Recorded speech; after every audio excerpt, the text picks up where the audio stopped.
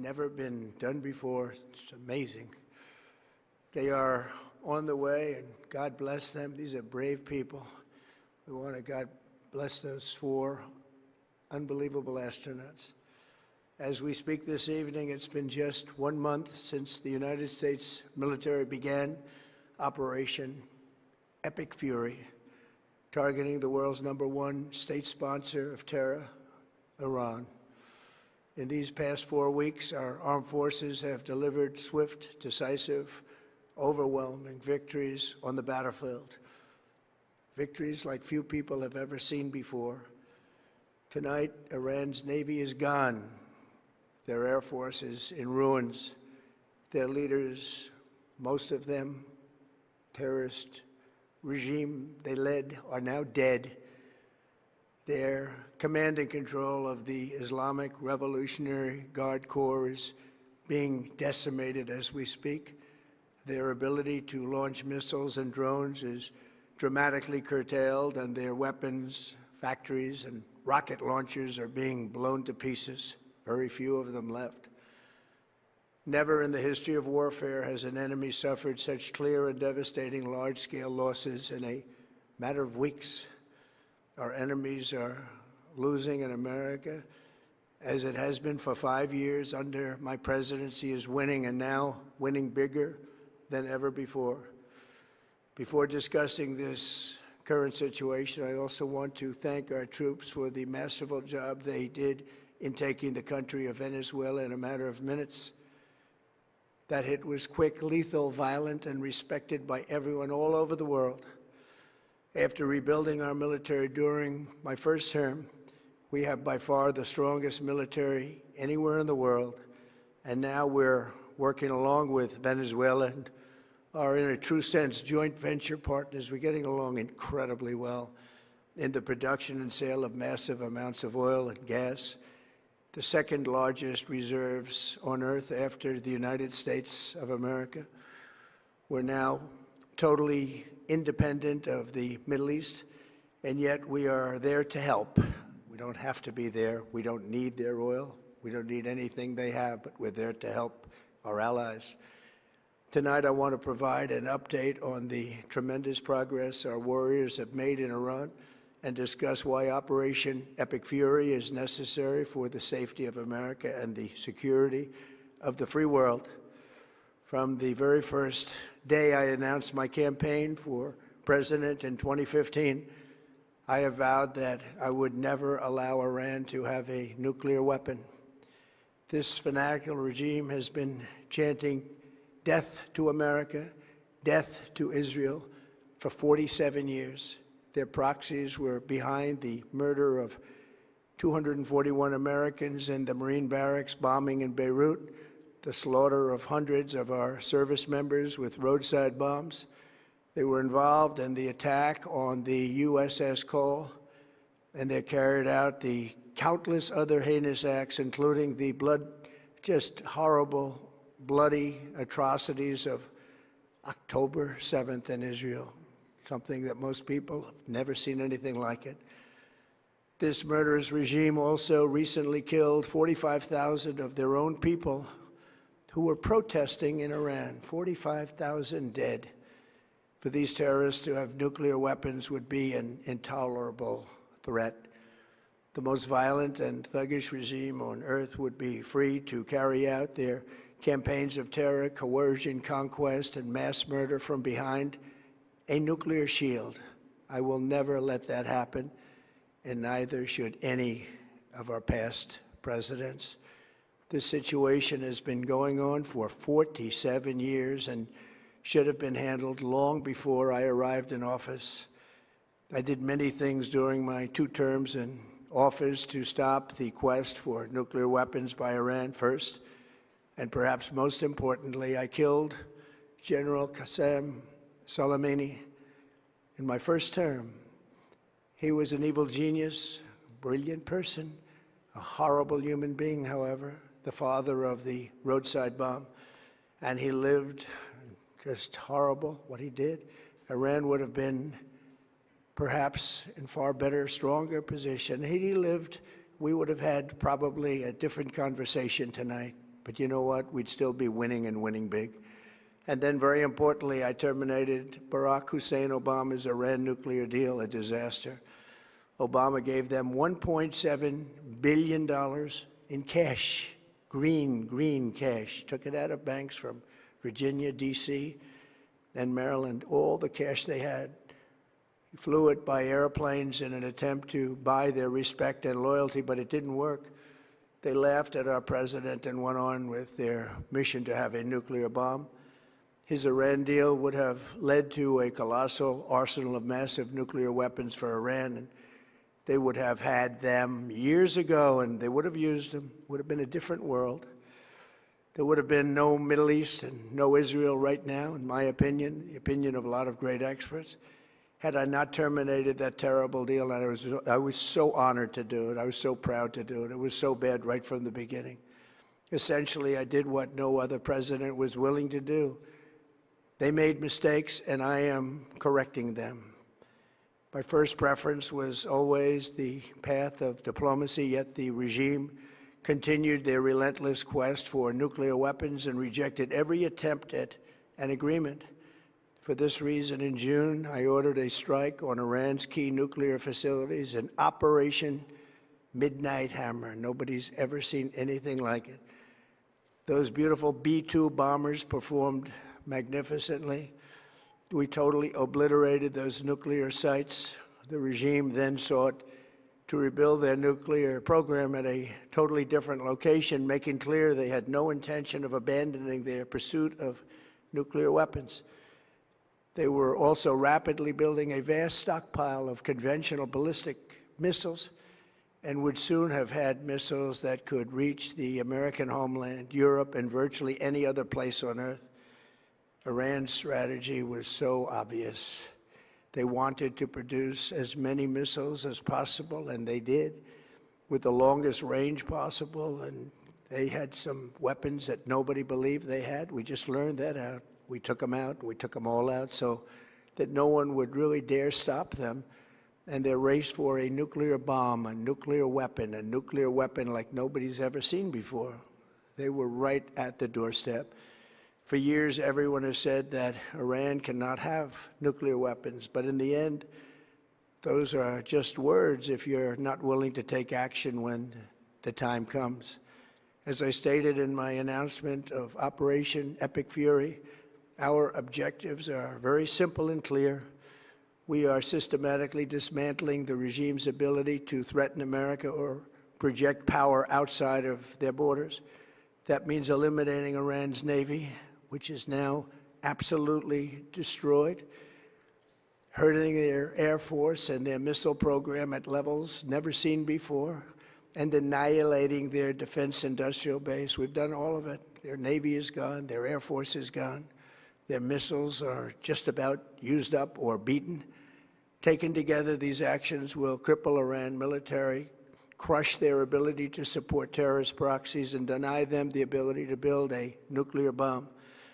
Our armed forces have been extraordinary. There's never been anything like it militarily. Everyone is talking about it, and tonight I'm pleased to say that these core strategic objectives are nearing completion. As we celebrate this progress, we think especially of the 13 American warriors who have laid down their lives in this fight to prevent our children from ever having to face a nuclear Iran. Twice this past month, I've traveled to Dover Air Force Base, and it's been something. I wanted to be with those heroes as they return to American soil, and I was with them and their families, their parents, their wives, their husbands. We salute them, and now we must honor them by completing the mission for which they gave their lives. And every single one of the people, their loved ones said, "Please, sir, please finish the job," every one of them. And we are going to finish the job, and we're going to finish it very fast. We're getting very close. I want to thank our allies in the Middle East, Israel, Saudi Arabia, Qatar, the UAE, Kuwait, and Bahrain. They've been great, and we will not let them get hurt or fail in any way, shape, or form. Many Americans have been concerned to see the recent rise in gasoline prices here at home. This short-term increase has been entirely the result of the Iranian regime launching deranged terror attacks against commercial oil tankers in neighboring countries that have nothing to do with the conflict. This is yet more proof that Iran can never be trusted with nuclear weapons. They will use them, and they will use them quickly. It would lead to decades of extortion, economic pain, and instability worse than we can ever imagine. The United States has never been better prepared economically to confront this threat. You all know that. We built the strongest economy in history. We're going through it right now, the strongest in history. In 1 year, we've taken a dead and crippled country. I hate to say that, but we were a dead and crippled country after the last administration and made it the hottest country anywhere in the world by far, with no inflation, record-setting investments coming into the United States, over $18 trillion, and the highest stock market ever, with 53 all-time record highs in just 1 year. It all positioned us to get rid of a cancer that has long simmered. It's known as the nuclear Iran, and they didn't know what was coming. They've never imagined it. Remember, because of our Drill Baby Drill program, America has plenty of gas. We have so much gas. Under my leadership, we are #1 producer of oil and gas on the planet, without even discussing the millions of barrels that we're getting from Venezuela. Because of the Trump administration's policies, we produce more oil and gas than Saudi Arabia and Russia combined. Think of that, Saudi Arabia and Russia combined. And that number will soon be substantially higher than that. There's no country like us anywhere in the world, and we're in great shape for the future. The United States imports almost no oil through the Hormuz Strait and won't be taking any in the future. We don't need it. We haven't needed it, and we don't need it.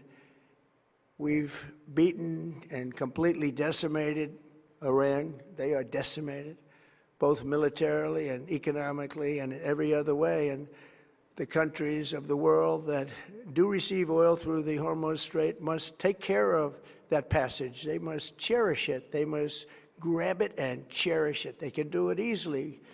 We will be helpful, but they should take the lead in protecting the oil that they so desperately depend on.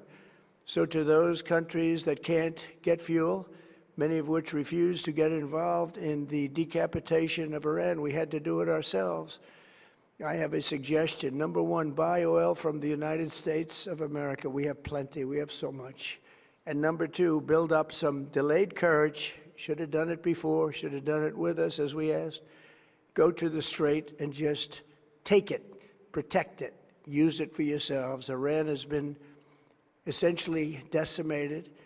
The hard part is done, so it should be easy.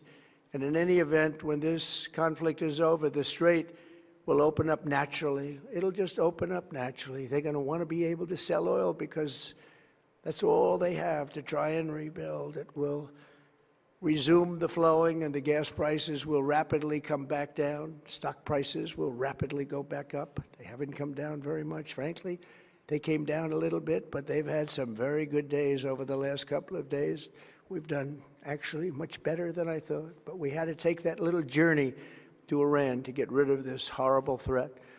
With our historic tax cuts, where people are just now talking about receiving larger refunds than they ever thought possible, they are getting so much more money than they thought. That's from the great, big, beautiful bill. Our economy is strong and improving by the day, and it will soon be roaring back like never before. It will top the levels that it was a month ago. I've made clear from the beginning of Operation Epic Fury that we will continue until our objectives are fully achieved. Thanks to the progress we've made, I can say tonight that we are on track to complete all of America's military objectives shortly, very shortly. We're going to hit them extremely hard over the next 2 to 3 weeks. We're going to bring them back to the Stone Ages where they belong. In the meantime, discussions are ongoing. Regime change was not our goal. We never said regime change, but regime change has occurred because of all of their original leaders' death. They're all dead. The new group is less radical and much more reasonable. Yet if during this period of time no deal is made, we have our eyes on key targets. If there is no deal, we are going to hit each and every one of their electric generating plants very hard and probably simultaneously. We have not hit their oil, even though that's the easiest target of all, because it would not give them even a small chance of survival or rebuilding. But we could hit it, and it would be gone, and there's not a thing they could do about it. They have no anti-aircraft equipment. Their radar is 100% annihilated. We are unstoppable as a military force. The nuclear sites that we obliterated with the B-2 bombers have been hit so hard that it would take months to get near the nuclear dust, and we have it under intense satellite surveillance and control. If we see them make a move, even a move for it, we'll hit them with missiles very hard again. We have all the cards, they have none. It's very important that we keep this conflict in perspective. American involvement in World War I lasted 1 year, 7 months, and 5 days. World War II lasted for 3 years, 8 months, and 25 days. The Korean War lasted for 3 years, 1 month, and 2 days. The Vietnam War lasted for 19 years, 5 months, and 29 days. Iraq went on for 8 years, 8 months, and 28 days. We are in this military operation, so powerful, so brilliant, against one of the most powerful countries for 32 days. And the country has been eviscerated and essentially is really no longer a threat. They were the bully of the Middle East, but they're the bully no longer. This is a true investment in your children and your grandchildren's future. The whole world is watching, and they can't leave the power, strength, and brilliance. They just can't believe what they're seeing. They leave it to your imagination, but they can't believe what they're seeing, the brilliance of the United States military. Tonight, every American can look forward to a day when we are finally free from the wickedness of Iranian aggression and the specter of nuclear blackmail. Because of the actions we have taken, we are on the cusp of ending Iran's sinister threat to America and the world. And I'll tell you, the world is watching. And when we do, when it's all over, the United States will be safer, stronger, more prosperous, and greater than it has ever been before. May God bless the men and women of the United States Armed Forces, and may God bless the United States of America. Thank you very much, and good night.